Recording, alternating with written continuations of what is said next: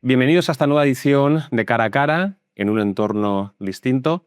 Hoy tendremos el inmenso placer de entrevistar a don Miguel Anxo Bastos. Don Miguel, muchísimas gracias. Muchas gracias a ustedes por venir a visitarme aquí. Muchísimas gracias. Sí. Es un honor. Sí.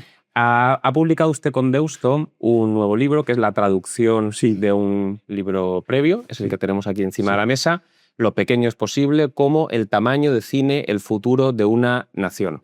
Se nos suele decir que el Estado, cuanto más grande mejor, tanto competencial como territorialmente, y usted precisamente esta es la idea que desafía en este libro. Ofrece muchos argumentos en favor de esas unidades políticas más pequeñas, y uno de los argumentos que ofrece, que me llamó mucho la atención, es incluso el civilizatorio. Y en el prefacio al respecto escribe lo siguiente: dice que la civilización europea, que aun con todos sus defectos, jamás en su historia padeció la unificación política, y señala que quizá por eso ha sido, con todos los defectos que se quiera objetar, una gran civilización. Querría empezar preguntándole sobre, digamos, este párrafo para que lo desarrollase, porque me pareció muy interesante. La civilización europea es básicamente la concreción de la civilización cristiano-católica.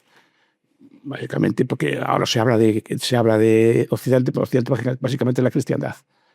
Son los países de cultura cristiana y sobre todo en sus orígenes medievales en un cristianismo católico. Entonces, en ese aspecto pues desarrolla pues, una serie de pautas de conducta, desarrolla el individualismo, en el sentido de que tiene que ver con la religión, ¿no? Que la salvación es individual, no es colectiva. Entonces, establece una serie de valores exitosos, desde la forma de familia, desde la forma de establecer la propiedad, desde la forma política, en el sentido de que existe un contrapoder que no existe en otros sitios, digamos, que frena el poder del Estado o de los poderes políticos.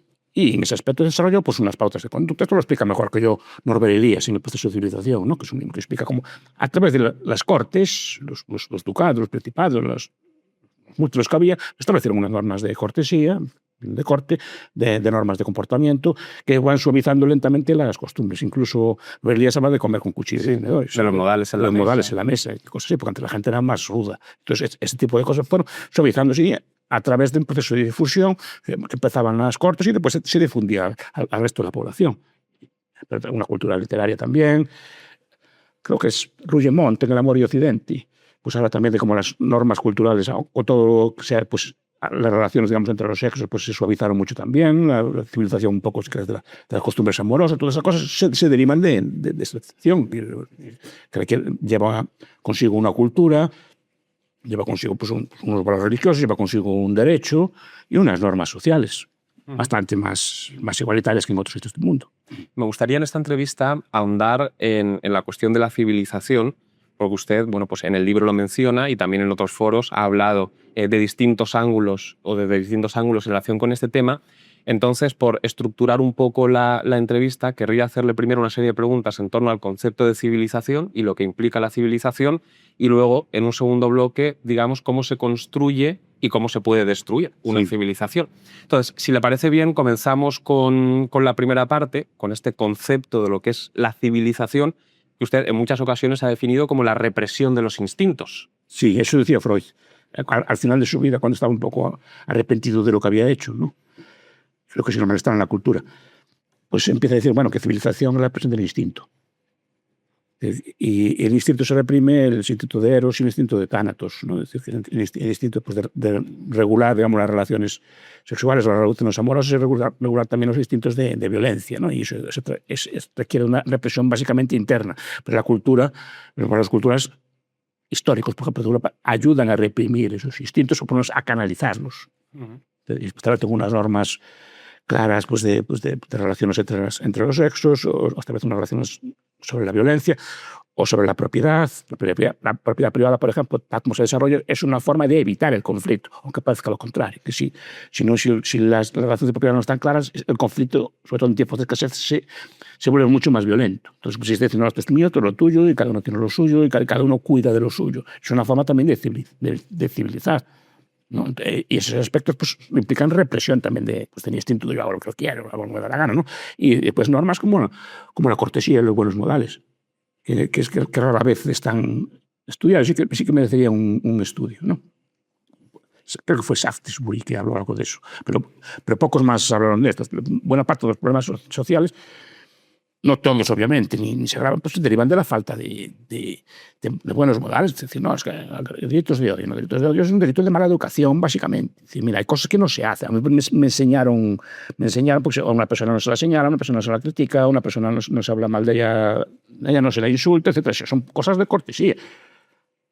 Es que ahora la gente quiere como liberarse y expresarse y expresar lo que piensa, y no siempre hay que expresar lo que uno piensa. Simplemente uno se reprime y dice, no, por buena educación pues no se señala a nadie. Entonces, buena parte de lo que se llaman ahora delitos, no todo, obviamente, ¿no? Pues se solucionaría o se suavizaría mucho con buenas formas. ¿No? Y ahora, claro, pero está de moda pues suavizar el trato, ¿no? Pues tú, tal. No, a ver, usted, si no se conoce, pues cuando se coge una confianza o se te lo permiten, le llamas de tú, etc. Ese tipo de formas de tratamiento, buenos días, buenas tardes, el respeto, etc. Antes se quitaban el sombrero, ahora ya no lo hay, pero esos gestos de cortesía habituales que había son gestos de respeto. Es decir, mira, yo te respeto a ti, tú me respetas a mí, y nuestra relación, que no nos conozcamos, va a ser civilizada. De la forma que tú eliminas eso, ya empiezas ya como tratando de otra persona pues sin respeto, pues eso no lleva a buenas cosas, ¿no? Pero todas las revoluciones, curiosamente, enfatizaron mucho en esto de la igualdad de trato, ¿no? Desde la Revolución Francesa, que eliminó el tratamiento de respeto, o la República Española, incluso en el tratamiento del vestido, esta cosa así. Por eso ahora relajamos el vestido. Y antes, cuando uno se vestía, porque iba a ver a una persona importante y está tratando con respeto. Si vas a un sitio y vas bien vestido y esta persona me está respetando porque se arregla y se viste para venir a ver a mí. Ahora no, todo es se pierde todo, claro. Entonces, las normas civilizatorias en este aspecto decaen. Y eso no lleva a buenas formas, no lleva a buenos resultados. Al revés, puede llevar a resultados peores.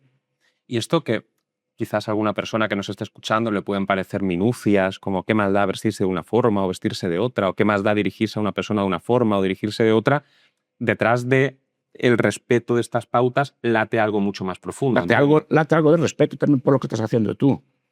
Es decir, yo podría dar una clase con una gorra de pinturas y un manchado de pintura y sé exactamente lo mismo. O sea, soy igual de bueno o de malo que otro. Pero bueno, decir, mira, yo vengo a verlos a ustedes, vengo a respetar y respeto a mi profesión. Mi profesión es una profesión de transmitir valores, pues hay que ir correctamente vestido y arreglado a hacer ese acto. Y diría que más allá del innegable componente ético... Porque después te quejas de que después no te respeta el profesor. Claro. Bueno, te respeta el profesor porque tú tampoco... Es bidireccional. Es bidireccional. Tú también no lo estás respetando a ellos. Te estás diciendo que vas de cualquier forma, que da igual de una forma que otra a verlos. Ustedes, bueno, pues ellos también te devuelven el trato. Claro. Y más allá del componente pues, ético, moral, innegable que lleva a una persona a comportarse de esta forma respetuosa, parece que le pregunto que detrás de esta represión de los instintos y detrás de pues, el no ir de cabeza a esta gratificación inmediata, late también la preferencia temporal. Es decir, parece que la represión del instinto se basa en renunciar a algo a corto plazo para conseguir algo mejor a largo plazo. Yo cuando hablo del ahorro básicamente es una represión de ti mismo, que teniendo dinero más y no lo gastas inmediatamente, sino que quieto, que eres capaz, teniendo el dinero y pudiendo hacer cosas y gastarlo, eres capaz de reprimir tus instintos de gasto, de consumo, de vivir bien, por algo superior e incierto. Ahí está la clave del asunto, que es incierto. No sabes si siquiera vas a poder disfrutarla. Ese es el triunfo de la civilización. Y la civilización, es una tesis de Hoppe también y de otros autores, de Quentin Lering y otros autores, es una tesis que dice que el proceso civilizatorio es un proceso de disminuir la preferencia temporal. O sea, pensar cada vez a más largo plazo.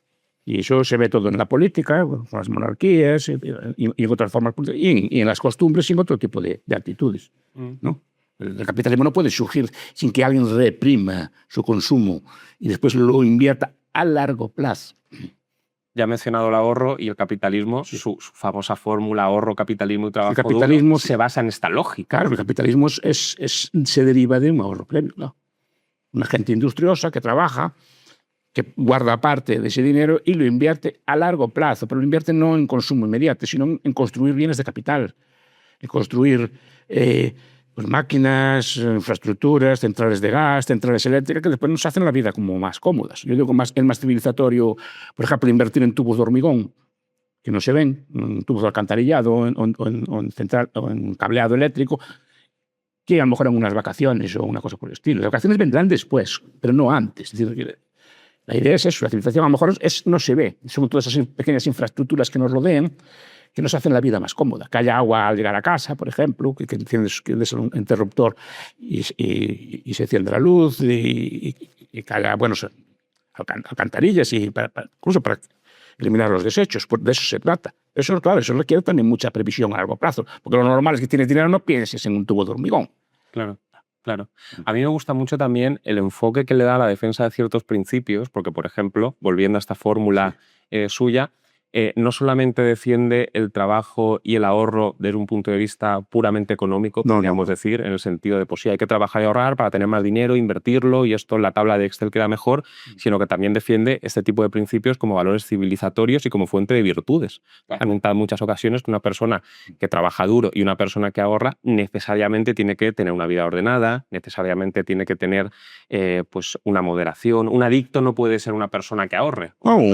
Sin llegar al adicto, una persona que todo lo gasta, todo va de fiesta todo el día, sí, pero es difícil que tenga una vida ordenada. Pero claro, si estás todo el día de fiesta, al día siguiente no vas a rendir el trabajo igual. No te vas a levantar a las 6 de la mañana, porque saliste el día anterior de parranda. Entonces, te requiere llevar una vida ordenada, una vida familiar más o menos ordenada, una vida laboral ordenada y una vida más o menos estable, tranquila. Más que eso no vende, que vende como una vida de aventura. Yo me gustan las vidas aburridas, lo defiendo siempre. Eso es lo que hace próspero unos países que nunca salen en la televisión, son países aburridos, pero son países prósperos. No hay, quemaron tantos sitios en Suiza, nunca vieron otra cosa, ¿no? O revueltas en Dinamarca. No, son países nunca salen en los medios, son bastante, en general, aburridos y eso es lo que los hace prósperos, llevar vidas así. Sé que no vende, sé que hay que vender todo lo contrario. La aventura, el momento, el carpe diem, estas cosas, todas. Claro, no es popular a día de hoy. En su tiempo lo fue, Hubo épocas. Voy a sacar un libro de esos temas. En su tiempo sí, que estas ideas estaban no solo individualmente, sino que estaban reforzadas socialmente. Es decir, que la sociedad veía bien a la persona trabajadora y que trabajaba y que aún fuera del trabajo aún se deslomaba más. Vale, sería bien, la persona ahorradora, estricta, así, era un modelo. ¿No? Incluso a nivel de los niños, aquellos cuentos de la cigarra y la hormiga que se contaban, son cuentos que refuerzan ese valor. A día de hoy yo creo que hay un proceso de desvalorización de ese tipo de valores, de todos. Mi tesis es que, es arriesgada, a lo mejor no es cierta, ¿no? Pero yo apunto que como los pensadores socialistas o anticapitalistas al capitalismo como sistema no le pueden, a la racionalidad capitalista, al cálculo económico, a la inversión, eso no le pueden y porque ven sus logros. Lo que buscan, y ahí están siendo mucho más astutos, es atacar los valores que sustentan el capitalismo, que es muy distinto. Valores como el ahorro. Efectivamente, atacan los valores que sustentan el capitalismo. Y sin los cuales el capitalismo no es posible. Y sin los cuales el capitalismo se desmorona. En vez de atacar al capitalismo de frente, que ahí ya fracasaron, lo intentan así. Yo creo que, por ejemplo, las teorías del 68, Marcuse, toda la escuela de Frankfurt, en sus peores expresiones, etc., lo que buscan es eso. No, libérate. En fin, la represión de los instintos. Entonces, no, claro, porque están diciendo claramente lo que hay que hacer y están triunfando. Hay una cosa que puede parecer un poco, o a mí por lo menos me lo parece un poco paradójica a simple vista. Da la sensación de que hay entornos que favorecen o desfavorecen este tipo de valores civilizatorios. Parece ser que no es un terreno fértil para la semilla de estos valores civilizatorios, un entorno muy hostil, sí, porque si yo pienso que me puedo morir mañana porque ya pensé a largo plazo. Pero da la sensación, y esto es lo que en principio puede parecer paradójico, que un entorno donde hay mucha abundancia tampoco es un terreno del todo fértil para que se pueda plantar esta semilla de los valores civilizatorios, porque donde hay abundancia se tiende un poco al hedonismo, al carpe diem, y si lo tengo todo al alcance de la mano, ¿por qué me voy a privar de ello? Esa es la tesis de Daniel Bell en las contradicciones culturales del capitalismo. Pero no es una tesis que se siga necesariamente. Se da eso siempre y cuando no haya una explicación previa de por qué llegamos a este proceso, y en nuestro caso no la hay, o nadie se molesta en explicarla. En el sentido que somos ricos porque somos ricos, porque las generaciones que vienen de situaciones más de miseria o de pobreza sí que se acuerdan de cómo era antes, entonces aún conservan los valores, pero las generaciones modernas no tienen experiencia, en países prósperos me refiero, ¿no?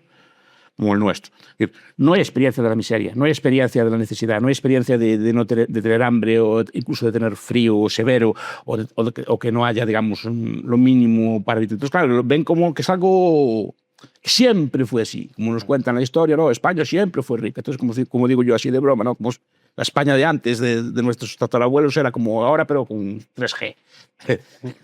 No, lo digo así de muchas veces de broma y lo repito. No, no había nada. No había agua en las casas, no había alcantarillados, no había electricidad, no había teléfono, no había nada de eso. Ni 3G ni 1G, no había nada. Entonces, claro, pasar de todo eso en pocas generaciones a esto, pero claro, las generaciones modernas no ven, entonces piensan que siempre va a ser así. Que hagamos lo que hagamos, cualquier política social, redistributiva, económica, keynesiana, lo que sea, no va a pasar nada. Y sí que pasa. Y en América Latina hay un par de ejemplos, desde Venezuela o Argentina, sí que pasa. Si descuidas tus principios, puedes pasar de una sociedad próxima al primer mundo. El primer mundo, Argentina lo era. Venezuela en su momento fue uno de los países más ricos del mundo. Los gallegos emigraban a Venezuela. Había una colonia muy grande allí, supongo que el resto de España también, Canarias y otras. En pocas generaciones acabaste con aquello. Si tú destruyes el andamiaje institucional que sustenta eso, el país retrocede y vuelves a atravesar a niveles de antes. Entonces, claro, eso hay que conservarlo y cuidarlo. Porque pasa, a nosotros nadie nos explicó de dónde viene la riqueza. No, es algo así, es el sistema, es algo que es así, que hay que levantarse y trabajar, pero ¿por qué no? Hay que explicar por qué. Muchas veces hay que explicar por qué. Pues porque la gente actualmente quiere explicaciones racionales de las cosas. Y explicarlo también, pues mira, si no haces esto, te va a pasar esto, ¿no? Y nosotros salimos de pobres porque hicimos esto y lo otro. Y hay que explicar. ¿Y cómo vivían tus abuelos? Tus abuelos vivían así, así, así.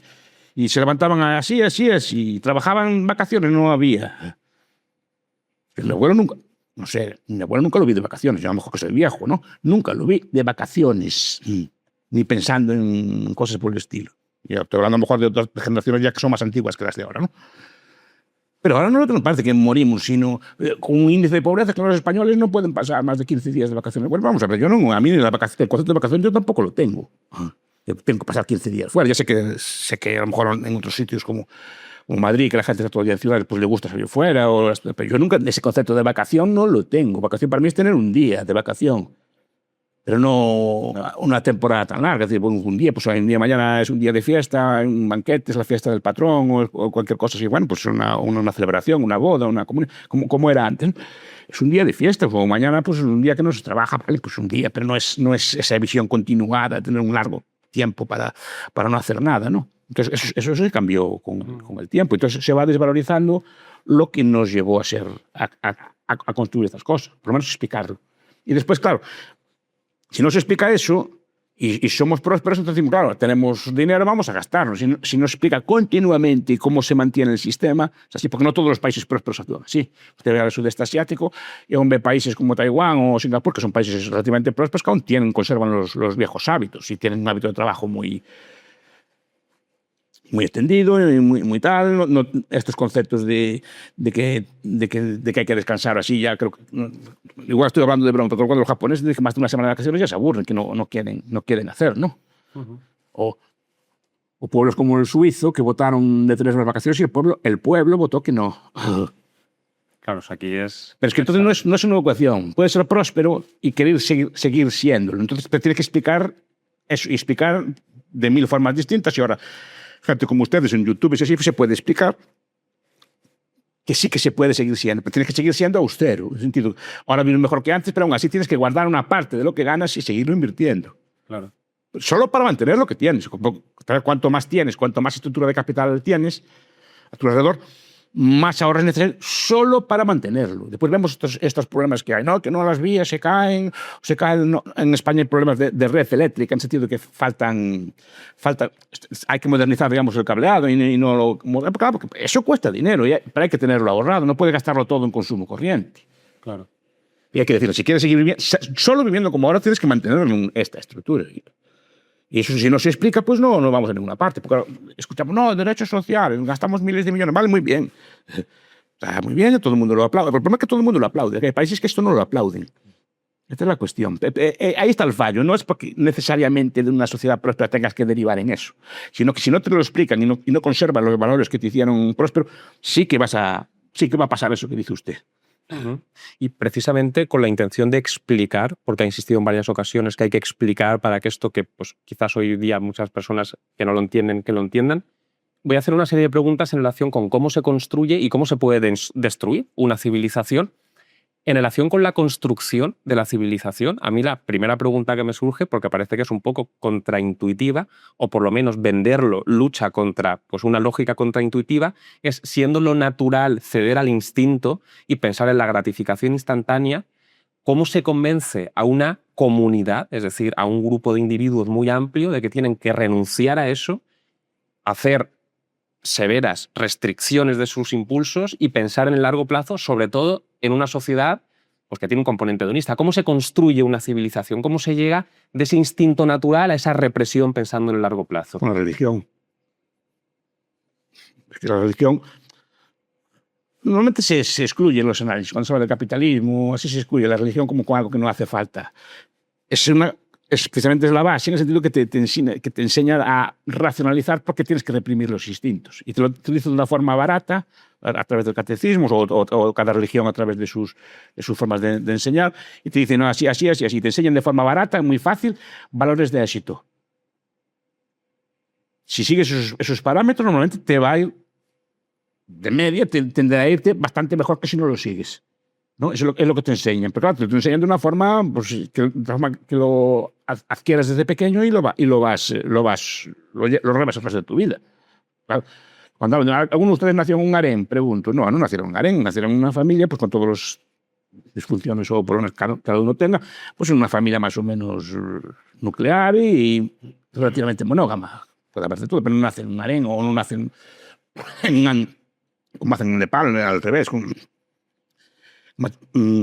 matrimonios poliándricos, ¿no? De que son varios hombres que tienen una mujer y hay muchas formas de familia en la historia, que nosotros tenemos una, más o menos el matrimonio más o menos, la pareja estable más o menos monógama, y eso es que se reveló como más exitosa a lo largo del tiempo. Uh-huh. Y simplemente nos dicen, es así porque es así, ¿por qué no puedo yo juntarme y ser poliamoroso y todas esas cosas? Puede, pero ya está explicado lo que pasa. Si hace eso, pues ya se sabe, y los antropólogos lo dicen, pasa esto y lo otro. Su instinto estará muy bien y hará lo que quiera, pero va a tener estas consecuencias. Y sobre todo si eso se generaliza. Pues claro, muchas de estas prácticas modernas se pueden hacer si son pocos las que practican. Eso lo decía muy bien Keynes, una de las cosas que estoy de acuerdo con él. Decir, claro, yo puedo ser ateo, porque era muy ateo, llevar mi vida así como ya llevo yo, ¿no? Pero porque los demás son creyentes. Si somos todos así, veríamos si se cumple exactamente lo que estamos. Si todos lleváramos la forma de vida que llevo yo, y mis libertades y cosas así, si todo el mundo las llevara como las llevo yo, veríamos si se cumplía, si habría civilización o no.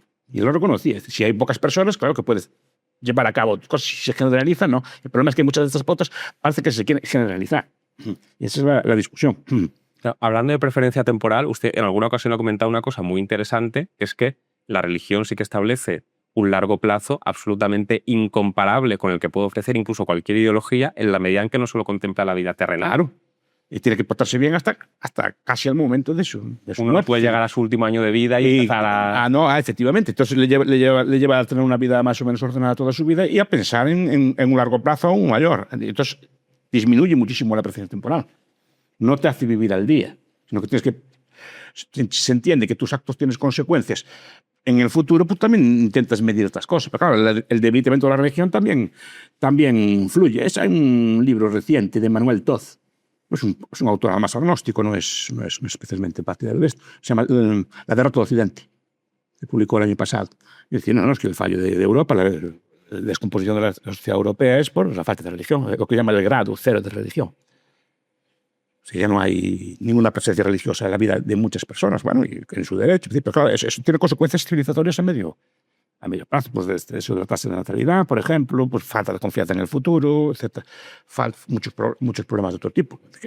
Repito, cada uno tiene derecho a pensar lo que quiera, que esto no es una clase de religión. Simplemente la religión muchas veces no se analiza, no se mete en la ecuación de la sociedad, se ve como una especie de antigualla del pasado, como si no tuviera una función. Y eso que de los pocos que lo explica es Hayek, en su libro casi póstumo, La fatal arrogancia, que para mí es de los mejores de él, ¿no? Que explica que tampoco era especialmente creyente, pero mira, la religión tiene estas virtudes positivas y sin religión muchas de las cosas que tenemos no podrían haber existido y explica por qué. Y eso muchas veces se les olvida y es una cosa que a mí me parece interesante. Para la religión le enseña uno, la religión básicamente, la que aprendí yo por lo menos, es una domesticación del instinto. Y cuidado, muchas veces sin necesidad de usar la fuerza, simplemente te dice que es pecado, es un concepto muy útil porque no es coercitivo en el sentido que no te pegan con un palo, pero sí que te dicen que está mal. En tu cabeza sabes que algo estás haciendo mal, algo como que no estoy actuando bien, no estoy llevando buena vida, sin que nadie te lo prohíba. Y eso muchas veces te lleva, digamos, a llevar una vida pues, más ordenada. Claro, si se evita la religión, mucha de esta represión Sí. autónoma, que no viene desde fuera, no hace falta que te vengan con un palo a que te portes bien, tú ya sabes cómo tienes que portarte. Pues se debilitan muchos de tus principios que llevaron al capitalismo y a la prosperidad. Es que yo creo que esto último que comentas es particularmente importante porque tratar de imponer desde fuera y sin que uno esté convencido o ni siquiera entienda la razón de ser de esas limitaciones y de por qué no puedo hacer esto si lo tengo al alcance de mi mano, a veces incluso genera un efecto contraproducente. Es decir, basta con que a alguien le prohíban algo que él no entiende para que tenga más ganas de hacerlo. Y sin embargo, el estar profundamente convencido. Convencido, claro, ya modelas tu conducta de acuerdo con eso. Entonces, yo sin religión, claro, la religión es una fuente. Porque la religión se le critica mucho desde ambientes liberales o capitalistas, como que se opone al capitalismo. No se opone al capitalismo. Es que sin él no hay capitalismo. Porque, claro, como criticó en su momento la usura, como criticó en su momento algunas prácticas económicas, etcétera, pues se le critica como que es contraria. Y ahí es donde más difiero, por ejemplo, del libro del gran profesor Escotado, de los enemigos del comercio, ¿no? Como la Iglesia como una represora de todo esto. Y yo no lo veo así. Entonces, ¿cómo se explica que el capitalismo nazca en países católicos? Porque nace en países católicos, no nace en países protestantes. ¿Cómo se explica eso? No, está tan en contra y cómo es que nace ahí. Y uno nace, yo qué sé, pues en el Bután, o no nace en algún país árabe. No, pues no nació allí, nació aquí. Y es por algo. Y cuidado que el capitalismo es una especie de azar histórico. No tendría por qué haber aparecido. No hay ninguna razón para que tenga aparecido. Es un invento humano bastante sofisticado, pero es como la escritura. Los seres humanos vivieron decenas de miles de años sin saber escribir, sin saber leer, ¿no? o sin conocer lo que es la ciencia, el razonamiento lógico. Vieron, más o menos aprendían, encendían fuego como aprendían y tal, o hacían cosas, pero no por vía de la tradición, pero no tenían estas herramientas que tenemos hoy. El capitalismo es una herramienta y no tendría por qué haber aparecido. Y si aparece es porque se dan unas condiciones bastante peculiares, entre ellas las que analiza el libro, ¿no? de fragmentación política. Pasando del aspecto religioso al aspecto más político, o sea, ya usted ha sostenido, yo la verdad es que estoy totalmente de acuerdo, que la religión genera un entorno proclive para que pues, determinadas pautas civilizatorias puedan surgir. ¿Hay formas de gobierno, políticamente hablando, que favorecen o disuaden pues, el arraigo de ciertas pautas civilizatorias, también quizás por su enfoque más en el corto plazo o en el largo plazo? Hombre, las monarquías... Estoy de acuerdo con Hoppe, tiene una visión a más largo plazo. Tiene una visión de pensar que el gobierno, al final, como el gobierno era en cierta parte, pues era propiedad del reino. El aparato del Estado era propiedad del rey, del conde, del marqués o de quien fuera.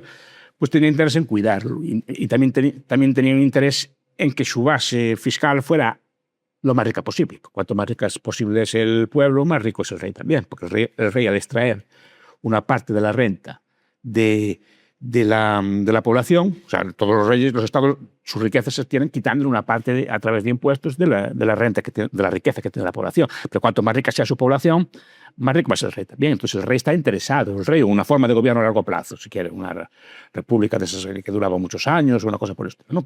Pero que sea a largo plazo. Porque si tiene interés también que prospere. Si prospera el pueblo, también prospera el rey. Los países pobres, los reyes son relativamente pobres, un poco comparados con los reyes de otros sitios, ¿no? O los reyes o los gobernantes de otros sitios. Entonces, ahí viene la idea, ¿no? El tiempo es muy importante en este aspecto. Entonces, todo lo que piensas entonces favorecen unas cosas a otras. Yo siempre soy defensor de la monarquía también. Yo creo que los países más prósperos del mundo son monarquías. Aunque ya monarquías quedan pocas. que son lo que hay en Europa, sí son repúblicas coronadas, que es una cosa distinta. El jefe de Estado es una especie de rey, pero no es una monarquía. Donde se ve mejor es en los países, digamos, donde hay los dos modelos para comparar, donde hay repúblicas y donde hay monarquías, que es el mundo árabe. Hay monarquías, digamos, de las de antes y hay reinos y repúblicas de las más modernas. Y comparemos la estabilidad de cada una de ellas. Evidentemente que nos guste o no sus modelos, ¿no? Pero comparemos los Emiratos, comparemos Bahrein, comparemos, bueno, con todos los problemas que tienen, incluso la propia Arabia Saudí, con sus vecinos. Incluso, si llega a esos extremos, comparemos Marruecos con Argelia o con Libia, que son en el mismo espacio. Con todos los defectos que tienen, que no los estoy... Tienen otros defectos. Pero cuidado, son muy distintos, son mucho más estables y funcionan mucho mejor con todos los problemas que puedan tener. Y no se ven esas revueltas, esos disturbios que se ven, digamos, en los sistemas de corte republicano, muchos como Siria o otros así. Probablemente, enfocando el asunto desde otro prisma, uno de los problemas principales de la democracia es precisamente su cortoplacismo. Es uno de los problemas que tiene algunas virtudes. No soy totalmente contrario a la democracia, ¿no? Pero claro, uno de los problemas que tiene es que solo piensan a corto plazo. Tienen a pensar a corto plazo. ¿Por qué voy a hacer algo a largo plazo si va a ser otro que se beneficie de esto? ¿No? Entonces no hay una visión pues, a 20 años, a 30 años, sino una visión a 2 o 3 años. Primero tomas posesión y después ya el segundo o tercer año estás preparando las elecciones siguientes. Entonces no es una visión a largo plazo y es uno de los problemas que siempre se lo achacan a la democracia. Ahora tiene problemas que en sus aspectos puede ser más pacífica, en el sentido que no hay... Los cambios de gobierno no requieren de una guerra civil ni requieren de una cosa así, ¿no? Pero de la democracia también es muy interesante los aspectos que aporta que son extrademocráticos. La libertad de expresión, la libertad de circulación, la libertad de asociación, son libertades que no son democráticas, en el sentido que no son previas a la democracia, no pueden ser votadas. Son como imperativos, ¿no? Son principios que explican todo, que explican el funcionamiento de la democracia. Pero cuidado, muchos de esos aspectos de la democracia son previos a la democracia y son imperativos, ya no pueden ni siquiera ser discutidos. ¿Y son conquistas de la democracia o son prerequisitos previas? Yo creo que son previas. Eso no sé si fue Dahl o Lipset, o no me acuerdo ahora quién fue, ¿no? Que hablaba de los prerequisitos de la democracia y explicaba, pues esto tiene que tener una población propietaria, en el sentido que tenga algo que perder cuando votan. Claro. ¿No? O que tiene que ser una sociedad pues más o menos letrada, más o menos pacífica políticamente, o sea que no haya grandes tensiones étnicas o culturales. Entonces, ahí funciona, es un sistema que puede funcionar bastante decentemente. Y en países como Suiza funciona perfectamente con democracia, pero tiene ese problema, sí. Tiene una visión muy a corto plazo. Hablaba usted antes del mantenimiento, que es un principio bastante civilizatorio, porque de nada sirve construir algo si luego uno no es capaz de mantenerlo, se derrumba y lo pierde al cabo de una generación. Y casa mal, es mi punto de vista al menos, con la lógica democrática el mantenimiento. Primero, porque dentro de la lógica democrática parece ser que lo electoralmente rentable es, por ejemplo, en el caso de las vías que usted ha mencionado, crear cuantas más mejor, porque es una cosa visible, y cuanto más tiene uno, más difícil es mantenerlo. No es igual de sencillo mantener 1.000 kilómetros de vía que 5.000 kilómetros de vía. Claro. Y luego porque el mantenimiento no se ve. No se ve.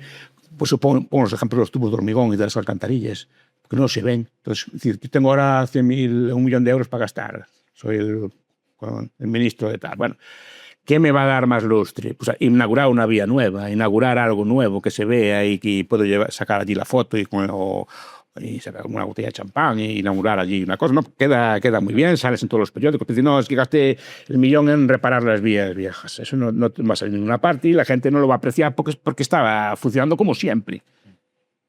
Entonces, claro, muchas veces el problema además, que como pienso a corto plazo, tengo 2 años, que en 2 años o 3, ¿qué puedo hacer yo? Pero eso no es solo de España, eso pasa en todo el mundo. Sí. No es que nuestros políticos sean especialmente distintos del resto. Entonces, claro, tengo que hacer algo que dé lucimiento, sobre todo que dé lucimiento en año electoral. Tengo que hacer algo que en el año de las elecciones que se vea. Claro.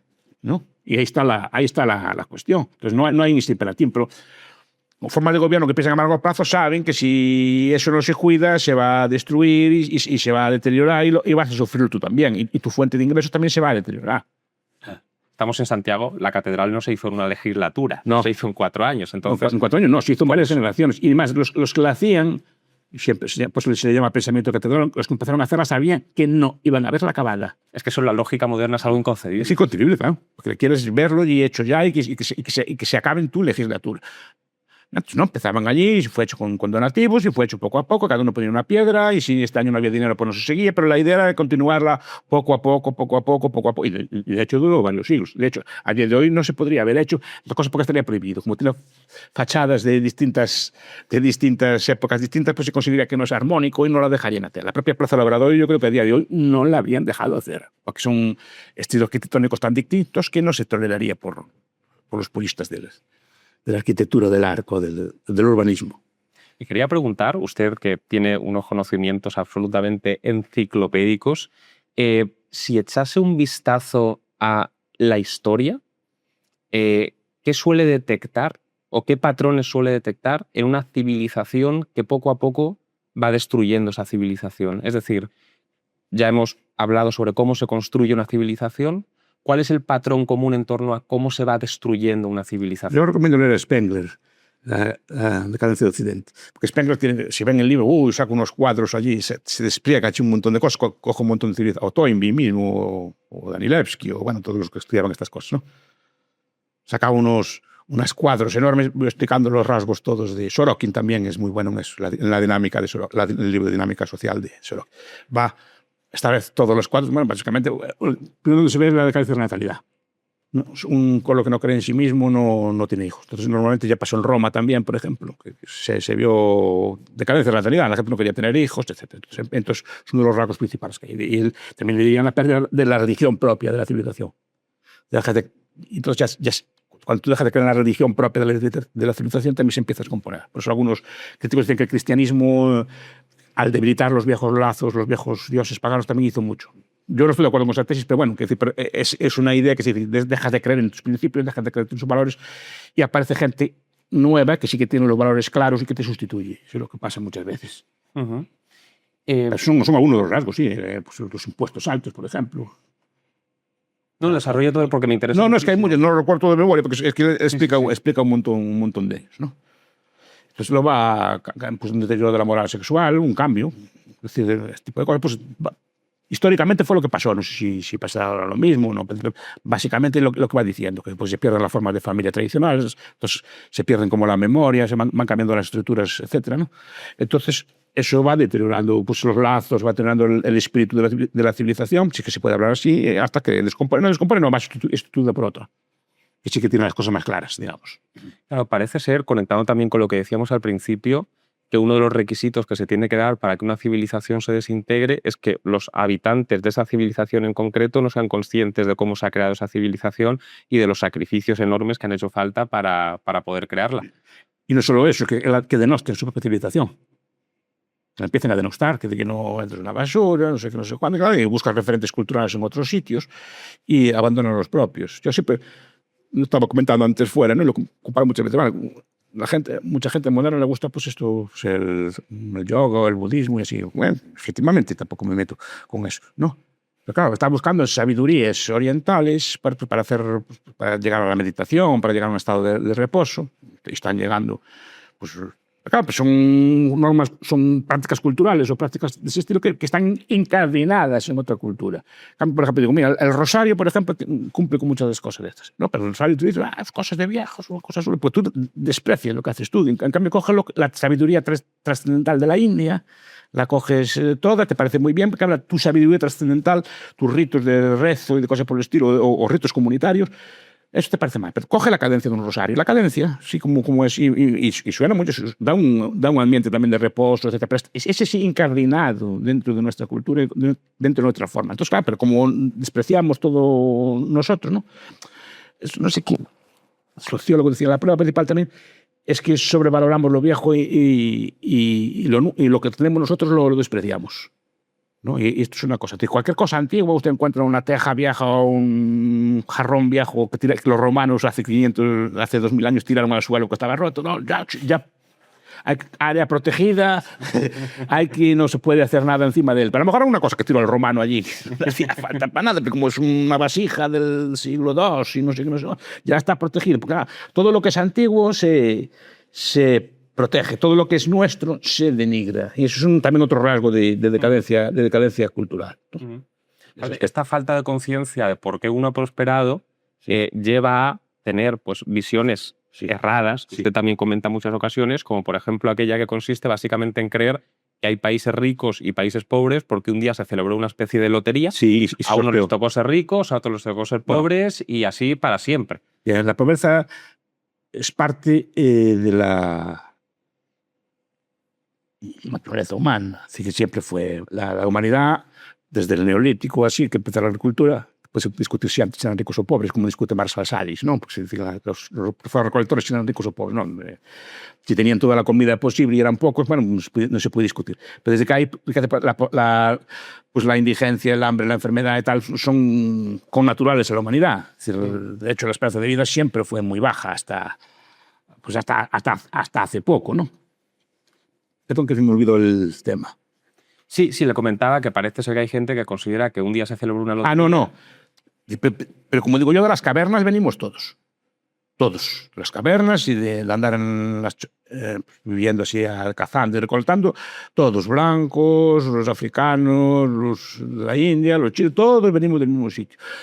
No es que hubiera empobrecimiento. Los otros pueblos, menos ricos, quedaron como estaban. Fueron los países occidentales que empezaron a crecer. Lo normal no es ser rico, lo normal es ser pobre. Y yo siempre pregunto, ¿qué es más fácil, ser rico o ser pobre? Ser pobre es facilísimo. Cualquiera de ustedes se pone 6 meses sin hacer nada en una cama o un año entero, va a ver cómo se empobrece todo. Cómo se empobrece todo, o cómo se empobrece y se arruina y se queda sin nada, ¿no? Simplemente que queda una semana entera una semana no, un año entero sin trabajar o gastando todo lo que tiene y más. Esta tarde llega, vende sus propiedades y esta noche, seguro que encuentra esta noche que gastar todo el dinero que tiene. Claro. Lo que requiere una explicación es la riqueza. Lo que requiere es una explicación de la riqueza, porque es algo relativamente extraño en la historia humana. Este fenómeno que tenemos nosotros pero no solo de riqueza material, porque cuando hablamos de riqueza material también hablamos de riqueza, que hay buenos medicamentos, ¿no? Hay buenos medios para aprender y estudiar, hay buenos medios para muchas cosas. Nosotros en la riqueza pensamos siempre en despilfarrar el dinero en gastos de lujo y cosas por el estilo, en Ferraris o coches así de lujo de color rosa o cosas por el estilo, ¿no? Que tampoco tengo nada en contra de ellos. No se me vea, pero ese tipo de estereotipo que se ve en algunas revistas o en unos influencers o así, que tienen así como bienes como mucho de que se bañan en champán, como vi una vez que o un artista que venía al hotel y quería que la bañera la llenara de champán o de whisky, no sé qué. Ese tipo de cosas es lo que se identifica muchas veces con la... No, también son buenos medicamentos, También son buenos... que la gente no pase frío, que haya unos alimentos de relativamente buena calidad. No solo pensemos en gastos despilfarrados. El capitalismo es todo eso. Porque siempre vemos... Y no solo que los hay, es que son asequibles. Contaban vista que, pasó en toda Europa, ¿no? Que cuando apareció la penicilina, había gente que vendía su casa para comprar penicilina. Y era barato porque salvaba la vida. Pero es que la penicilina, el otro día tuve que comprar un paquete y me costó menos de €1 el paquete. Que es una cosa que se abarató tanto y eso también es capitalismo. Y también es que haya electricidad, que haya luz, que la casa sea más o menos confortable y que haya un mínimo de alimentos y de transportes y de cosas por el estilo para poder disfrutar. Y que haya cultura accesible y diversiones, entretenimiento y cosas así. Eso es una cosa también que trae el capitalismo. No solo trae así lujos y despilfarro. Claro, esto tiene otra derivada. Si asumimos, y yo creo que es totalmente cierto, que la situación por defecto es la escasez, la precariedad. Bien. Y todo lo que hay que explicar es por qué llegamos a ser ricos. Y eso no es tan fácil de explicar. Y normalmente nadie se dedica poco esfuerzo a explicarlo. Lo ves que lo tienes y ves que tenemos todo tipo de bienes, cámaras y todo tipo de bienes, de transporte, de alimentos, etc. No nos preguntamos de dónde viene ahí. Y es un proceso muy... Cuidado que no tendría por qué haber sido. La humanidad no evolucionó en lo que se llama nivel de renta per cápita o mejor. No evolucionó mucho desde Roma. Me gusta decir que la velocidad de un caballo corriendo no se superó hasta el siglo XIX. O sea, llegaba a transportar una mercancía o transportar cualquier cosa, era exactamente igual en el siglo XVIII, XIX, un carro con una carreta, que en el tiempo de los romanos. No mejoró mucho. Fue cuando llega el ferrocarril, cuando empieza a llegar otros transportes, que se empieza a transportar grandes cantidades de comida, grandes de fertilizantes, grandes cantidades de ropa, etc. Se puede transportar a gran escala y en una velocidad mayor. Es algo que se explica, y eso se debe al capitalismo, que es un invento humano, es una tecnología humana. Yo no lo veo como un sistema así, sino como una tecnología exactamente igual que es la ciencia, exactamente igual que es la contabilidad, exactamente igual que es la escritura, o la escritura, el ser humano nace escribiendo. O es una cosa que requiere de tiempo. Requiere tiempo de aprendizaje, requiere de unas normas y una vez que las tienes, pues ya puedes transmitir el conocimiento por escrito. Pero eso es un invento. Tendrá 4.000 años, 4.000 y algo de años, no tiene más tiempo, pero lo mismo que el razonamiento científico, lo mismo que el capitalismo. El capitalismo es una técnica que dice, mira, tenemos este ahorro, lo vamos a invertir de forma continuada en el mejor de los usos posibles. O sea, estos ahorros que fueron duros de ganar, hay que invertirlos de tal forma que rindan lo más posible. Eso es capitalismo. Y al final, claro, si la situación de partida es la escasez, eso lo que quiere decir es que, dado que la riqueza es lo extraordinario, no basta, por así decirlo, con frenar para que de la riqueza se pase a la pobreza, sino que basta con dejar de acelerar para que la inercia le arrastre a uno a esa situación de partida. No solo dejar de acelerar, porque incluso mantener el crecimiento, mantener como hasta ahora requiere de capitalismo también. Claro. Pero normalmente el proceso capitalista lleva a que los bienes se mejoren. Quiere decir, si usted quiere introducir cualquier bien en el mercado, tiene dos formas de hacerlo. O hacer el mismo bien más barato, o hacer al mismo precio un bien de mejor calidad. Si no, no se mete usted en el mercado, nadie se lo quiere. Si usted vende una cosa más cara y peor, no se la van a querer. Entonces, el proceso de inventiva humano lleva a producir cada vez de forma más barata bienes de más calidad o bienes nuevos que antes no podían ser concebidos. Pero es un proceso que estamos todo el día inventando cosas, dándole uso a esos capitales, a esos ahorros para obtener el mejor de los usos posibles. ¿Y eso cómo lo sabemos? Pues a través de los precios, que son herramientas de comunicación, como las palabras.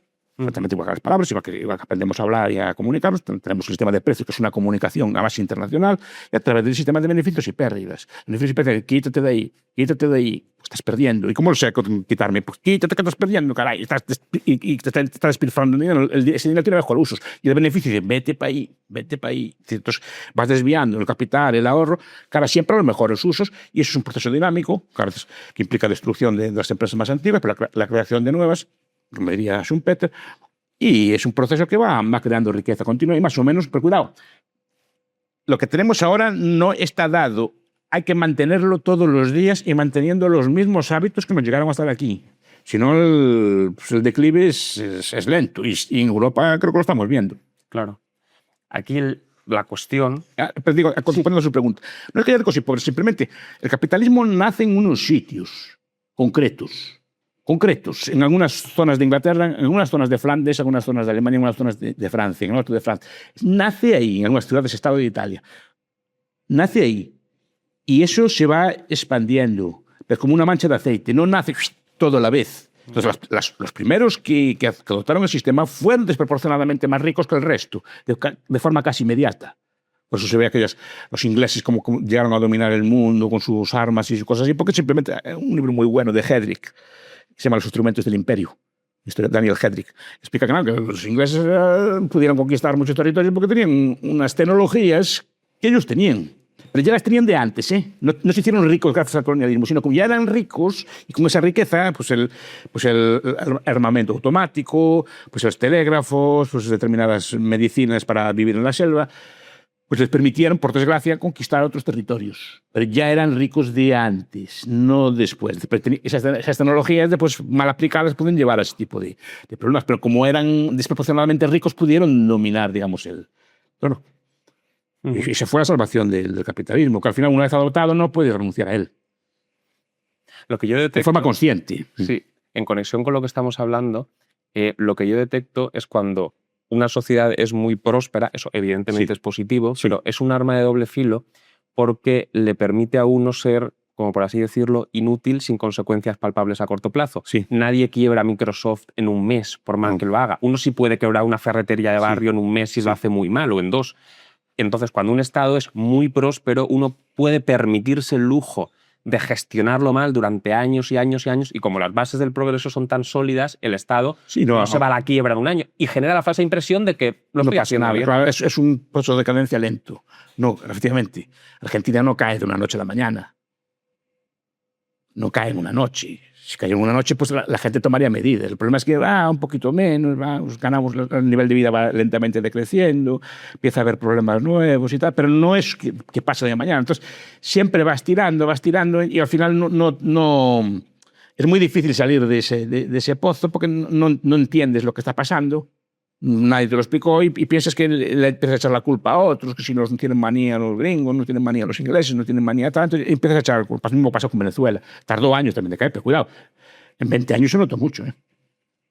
Porque 20 años es un proceso bastante largo. El propio nativo de un país de esos no se da cuenta tampoco, porque no ve de repente un derrumbe de la noche a la mañana, sino que ve que esto va deteriorándose, pero no sabe muy bien por qué, siempre le buscas algún tipo de excusas, etcétera, lo vas paliando poco a poco, con ayudas sociales, con inflación, hasta que el país más o menos colapsa. En Cuba tardaron muchos años en colapsar. ¿Considera usted que España está dentro de este proceso de gradualmente decaer? Más lento, no tiene necesariamente por qué. Estamos en un entorno también, bueno, que es más o menos, que también nos corrige un poco. Yo creo que ahí la Unión Europea está haciendo bastante daño a este respecto, porque al final quien lleva las políticas económicas son en Europa y tú no puedes tomar medidas, aunque quisieras, para salir del pozo. Depende de lo que piensen de todo tipo de cosas. No es un proceso que sea solo español, sino que es propio del entorno. Occidente, entonces. Occidente, sí, Europa Occidental, sí. Europa Occidental sí que está inmersa en este proceso de decadencia. Puede corregirlo, pero ya hay problemas serios, por ejemplo, demográficos. O sea, lo que hace rica, al final lo que hace rica o pobre un país es su gente. No hay ninguna magia en eso. Es la gente que tiene, acompañada de eso, de un sistema económico más o menos adecuado, pero es la gente la que hace las cosas. Las cosas no se hacen solas. Si las personas pues no innovan, no producen, no trabajan y no hacen todo tipo de cosas, normalmente, no siempre, pero normalmente se hace cuando es joven, porque tu esperanza, tu lapso de tiempo es mayor. Es decir, tú dices, voy a crear una empresa en 20 años. Usted tiene 20 años, pero yo a lo mejor ya no los tengo.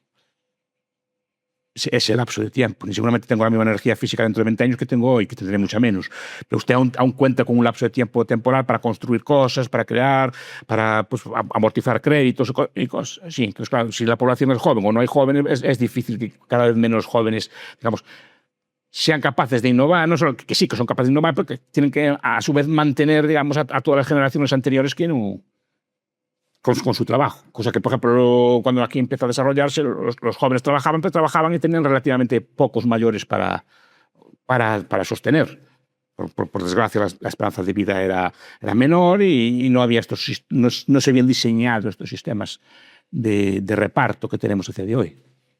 Y yo no soy contrario a que haya sistemas de atención de pensiones o cosas por el estilo, pero ¿por qué tienen que ser de reparto? Hay otros sistemas, en otros países no optaron por otro tipo de sistema. Pero claro, si tienes pocos jóvenes y los jóvenes tienen que asumir una carga mayor en impuestos para sostener, digamos, todos los servicios sociales que se montaron, pues claro, es normal que se declive, porque básicamente porque no hay capital para innovar. No es que los jóvenes de ahora sean peores que los de antes, que yo no estoy de acuerdo. No estoy de acuerdo. Algunas cosas pueden ser, en otras cosas seremos peores nosotros, pero no creo que esos elementos de innovación, de trabajo así, que se hayan perdido del todo. Ahora, culturalmente sí que algunos valores sí que están perdiendo. ¿Considera que es necesario, que es a mí una cosa que me preocupa bastante, que es preciso tocar fondo para reaccionar?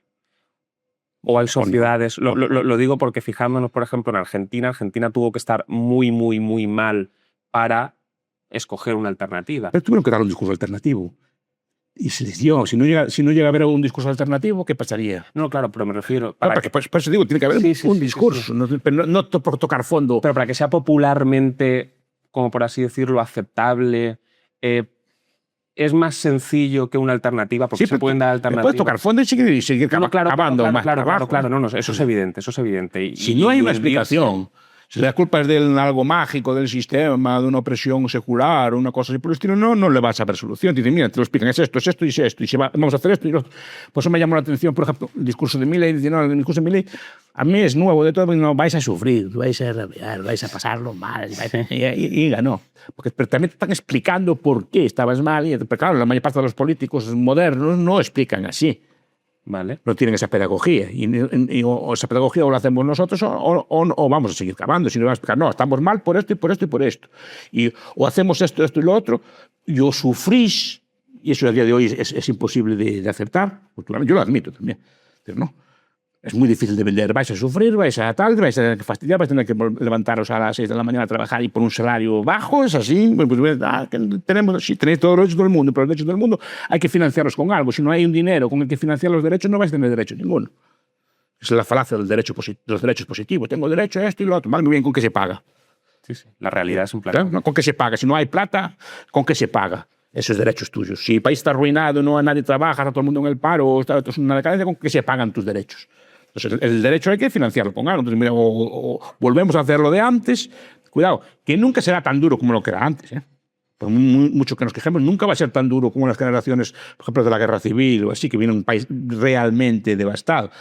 Y aún así tiraron para adelante. Es decir, no, sería un sufrimiento con respecto a lo que hay ahora, pero no sería volver a la miseria ni nada por el estilo. Pero os admite ese mínimo, ahora que aún se puede, o si no, vamos a tenerlo difícil. Pero el discurso va todo en contra. Por eso me irrita tanto el discurso contra el trabajo o contra el ahorro. El discurso, ya no, que ya la gente de por sí ya tiene esa tendencia pues, a trabajar poco, o muchas personas lo tienen, o hasta esa tendencia muchas personas la tienen. Hubo que domesticar esos instintos, como dije yo. Pero como encima no, es que decir que esos instintos no es que ya ni que se... Es que se atacan los valores positivos. Y esto sí que es un proceso también cultural muy grande. El ataque que lleva el trabajo en los últimos decenios es terrible. Como soy consciente de que no tenemos mucho tiempo, voy a formularle una última pregunta. Sí. Sé que es muy difícil de responder, también es difícil de formular. Siendo tan importante que la gente comprenda exactamente cuáles son las causas que provocan el declive paulatino, pero continuo, de una civilización, si tuviese que dirigirse a alguien que todavía no se hubiese percatado de esto, que se da cuenta que hay cosas que fallan, pero no sabe muy bien por qué, tampoco sabe muy bien qué tiene que hacer al respecto, ¿cómo le explicaría usted al español medio que nos pueda estar escuchando qué es exactamente lo que tiene que hacer para, de algún modo, remontar esta situación que todavía es remontable? Sí, no, pues llevar los hábitos que muchas veces llevaban sus abuelos. Simplemente pues llevar una vida ordenada, sin grandes lujos, trabajando, ahorrando y viviendo así. Es así de simple.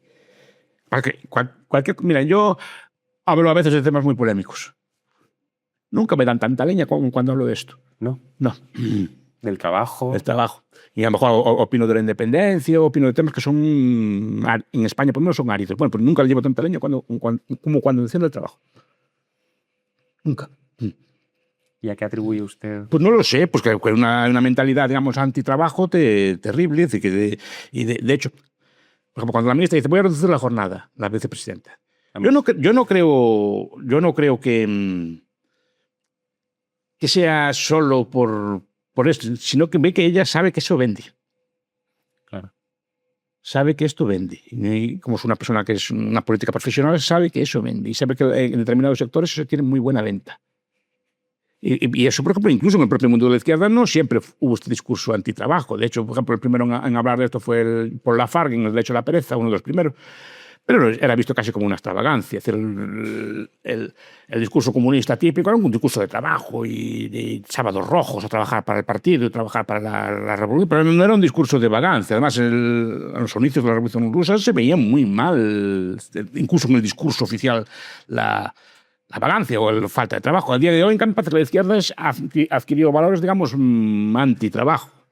Y no sé dónde lo sacó, pero son valores, bueno, está mal, hay que vivir la vida, no te puedes deslomar, no sé qué. Claro, tú estás compitiendo con países que trabajan casi el doble que tú y que no quieren saber nada de esto. Estás compitiendo con ellos. Y al final, por no querer aceptar estas cosas, vas a trabajar para ellos. Ni siquiera vas a trabajar para un empresario tuyo, vas a trabajar para ellos, en las condiciones que ellos te ponen, que no van a ser las mismas, por muy malos que sean otros empresarios, que las que te van a poner de otro sitio. Y por no querer asumirlo, no, todo tal, no sé qué, tengo que realizarme, tengo no sé qué, vale, muy bien, disfruta de la vida y está muy bien, pero vas a pagar las consecuencias. Porque el trabajo es una cosa que no solo es trabajar por trabajar, es adquirir virtudes, y sobre todo porque vas de mala gana de trabajo, y si vas de mala gana del trabajo, pues te están explotando, te están robando, no sé qué, te están robando tu vida, y te están robando tus sueños, te están robando todas tus cosas, vas de mala gana del trabajo, trabajas peor, y al final es como una cadena, porque ya cuando estás allí estás de mala gana. Ya lo sé que es así, pero intenta verlo de una forma más positiva, que no es algo tan malo. Haces cosas productivas, etcétera, ¿no? Ya no se trabaja con pico y pala, salvo excepciones como antes, no trabajas con máquinas, trabajas en unas condiciones bastante mejores que antes, ¿no? Entonces, disfruta un poco también del trabajo, de las cosas que tienes, de lo que aprendes, que estás haciendo cosas y estás trabajando para ti, estás aprendiendo cosas, y además por encima te pagan, normalmente te pagan. Otras actividades que pueden ser tan... Claro, pues dices, no, es que trabajar, en cambio te vas a escalar una montaña que puede ser físicamente mucho más desgasta mucho más o cansa mucho más, eso lo ves de maravilla. En cambio, un sitio que te pagan por estar en una oficina más o menos cómoda, en una silla, haciendo trabajo o en tu fábrica o cosas por el estilo, eso lo ves como una denigración. ¿Vale? Trabajos mucho más arriesgados, mucho más tal, que si los hicieras en un trabajo te cerrarían la empresa. Tirarse de puentes y cosas por el estilo. No, repito, que hay gente que le divierte y me parece bien, pero eso no se ve como trabajo, se ve como algo a potenciar. En cambio, si estás trabajando y haciendo cosas y por encima ganas dinero para ti y para tu familia, se ve como algo mal. Cuidado que yo tampoco esté en contra de esas diversiones, cada persona. Porque una cosa se ve tan bien y la otra cosa se ve tan mal. El trabajo también tiene cosas buenas, caray. Si el trabajador no tiene, pues algo malo. De hecho, es fundamental. Por eso. Sin eso no se va a ningún lado. Pues, don Miguel, muchísimas gracias por haber accedido a esta invitación. Ha sido todo un honor por nuestra parte y nada, de verdad que ha sido todo un honor y un verdadero placer. El honor es mío. Y como siempre, muchas gracias a todos ustedes.